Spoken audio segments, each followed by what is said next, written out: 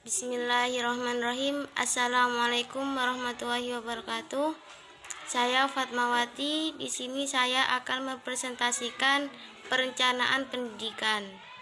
Perencanaan pendidikan. A. Pengertian perencanaan. Perencanaan adalah suatu kegiatan untuk menetapkan aktivitas yang berhubungan dengan jawaban pertanyaan 5W1H, yaitu apa yang akan dilakukan, mengapa hal tersebut dilakukan, siapa yang melakukannya, di mana melakukannya, dan kapan yang akan dilakukan, dan juga bagaimana melakukannya. Pertanyaan-pertanyaan tersebut berkaitan dengan tujuan-tujuan yang akan dirumuskan, teknik dan metode yang dipergunakan, dan sumber yang diberdayakan untuk mencapai tujuan tersebut. Menurut perencanaan pendidikan merupakan kegiatan rasional dari analisis sistematis proses perkembangan pendidikan dengan tujuan agar pendidikan itu lebih efektif dan efisien. B. Tujuan perencanaan. Masa yang akan datang tidak dapat dideskripsikan secara pasti. Namun demikian kita perlu mengestimasi kemungkinan yang akan terjadi di masa depan dengan membaca kecenderungan di masa kini. C. Pendekatan perencanaan. Berdasarkan besaran organisasi perencanaan pendidikan memiliki skop dari ukuran mikro, meso, dan juga makro. C. Pendekatan perencanaan. Berdasarkan besaran organisasi perencanaan pendidikan memiliki skop dari ukuran mikro atau sekolah, meso atau kabupaten, kota, dan provinsi, dan makro nasional pada tiap jenis jenjang dan satuan pendidikan. Dalam perumusannya, perencanaan pendidikan dapat menggunakan pendekatan perencanaan tenaga kerja, pendekatan permintaan sosial, pendekatan nilai balik, dan pendekatan biaya efektivitas. 1. Pendekatan perencanaan tenaga kerja diarahkan agar tercipta lulusan yang memiliki skill yang dibutuhkan dunia kerja dan perkembangan. Contoh, perencanaan pendidikan yang mengarah pada pendekatan tenaga kerja adalah program life skill di sekolah dan broad-based education. 2. Pendekatan permintaan sosial bahwa perencanaan pendidikan mengakomodasi aspirasi dan tuntunan perkembangan di masyarakat dalam berbagai dimensi kehidupan seperti moral, sosial, ekonomi, dan lain-lain. Contohnya, perencanaan pendidikan yang mengarahkan kepada pendekatan ini adalah pendekatan inklusif wajar 9 tahun. 3. Pendekatan nilai balik bahwa pendidikan adalah social oriented, namun dalam prakteknya tetap mempertimbangkan nilai efisiensi dalam pengertian mengurangi pemborosan dan meningkat nilai tambah. Pendekatan ini bermaksud agar hasil pendidikan memiliki produktivitas dan kualitas yang tinggi dengan menciptakan program-program yang relevan dengan tuntunan masyarakat dan terpakai dalam perkembangan zaman. Contohnya PSG atau pendidikan sistem ganda, program MBS, dan dana lainnya. D. Prinsip-prinsip perencanaan. A. Memperbaiki hasil pendidikan. B. Membawa perubahan yang lebih baik atau peningkatan atau perkembangan. C. Demand drive. D. Menyeluruh. E. Berkaitan dengan RPS atau rencana pendidikan dinas provinsi, estrada, repetada, dan sebagainya. D. F. Partisipasi. G. Keterwakilan.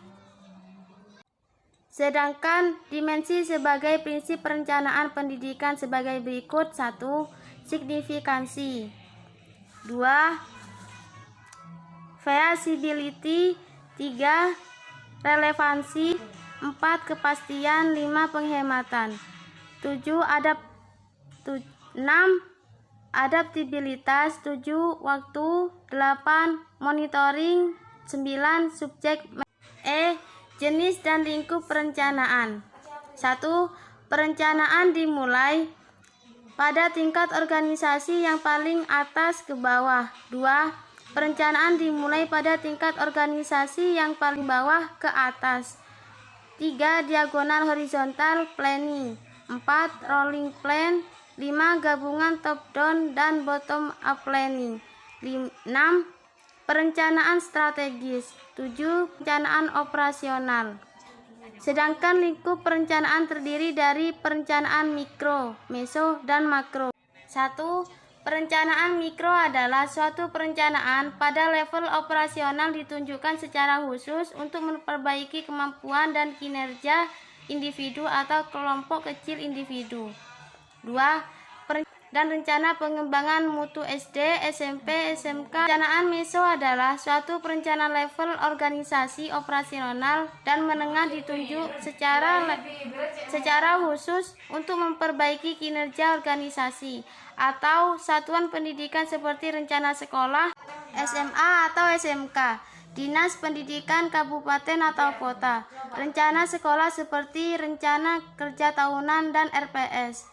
3. Perencanaan makro adalah suatu perencanaan pada level top organisasi yang menjadi rujukan perencanaan meso dan mikro. Perencanaan makro ditujukan secara khusus untuk memperbaiki organisasi secara luas. Contohnya, perencanaan makro adalah perencanaan strategis departemen pendidikan nasional, provinsi, dan kabupaten atau kota. SMA atau SMK, dinas pendidikan kabupaten atau kota, rencana sekolah seperti rencana kerja tahunan dan RPS. 3. Perencanaan makro adalah suatu perencanaan pada level F. Tahapan perencanaan. 1. Persiapan perencanaan. A. Menentukan masalah perencanaan pendidikan mencangkup 1. Gambaran ruang lingkup permasalahan. 2. Mempelajari. F. Tahapan perencanaan. 1. Persiapan perencanaan. A. Menentukan masalah perencanaan pendidikan mencangkup 1. Gambaran ruang lingkup permasalahan. 2. Mempelajari apa yang telah terjadi. 3. Menetapkan apa yang ada dan yang seharusnya ada atau kenyataannya dan harapan. 4. Sumber-sumber dan keterbatasannya. 5. Mengembangkan pembagian perencanaan dan prioritasnya. B. Analisis masalah perencanaan. C. Konsep dan desain perencanaan. D. Evaluasi perencanaan. E. Implementasi rencana.